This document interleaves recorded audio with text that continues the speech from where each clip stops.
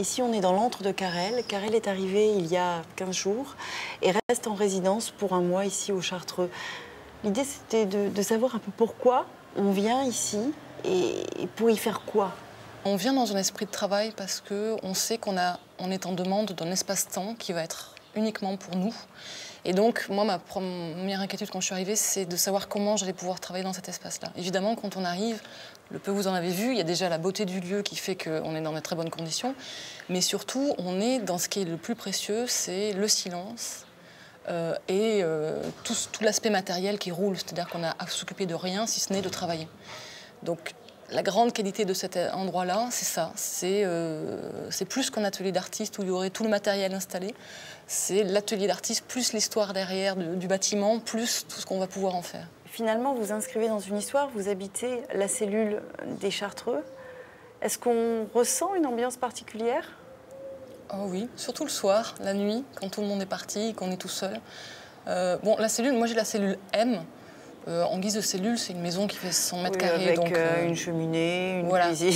Ouais, c'est tout équipé et puis c'est très grand. C'est vrai que ça pourrait recueillir plus de personnes qu'un seul auteur.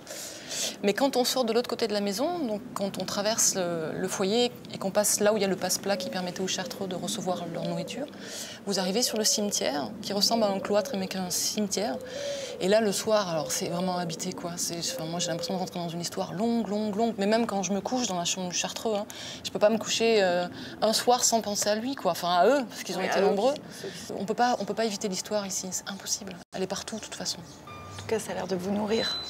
Ouais. Bon, je pense que si on arrive vide ici, on ne se remplit pas. Mais après, c'est tout le mystère. Je pense que le grand problème d'un artiste aujourd'hui, c'est de trouver les moyens de s'offrir du temps.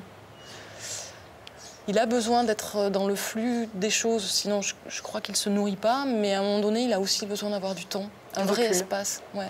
Ça me permet de lire, ça me permet de rêver, ça me permet de revenir sur des brouillons. C'est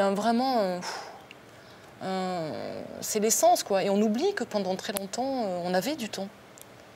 Que ce soit des artistes ou n'importe qui dans la vie, il y avait du temps. Que le boulanger, qui est un artiste, à mon avis, il a besoin de temps en temps de réfléchir à comment il fait son pain et avec quel matériau. Et comme il ne le fait plus, ça donne les industries boulangères que nous avons. Mais ça donne pas... Le temps, c'est pas un cadeau, quoi. C'est ce qui fait qu'on peut tenir debout et travailler correctement en tout. Mais vraiment en tout. C'est précieux pour toutes ces raisons. Ça ne veut pas dire que je ferai un chef-d'œuvre. Ça c'est une autre partie du travail.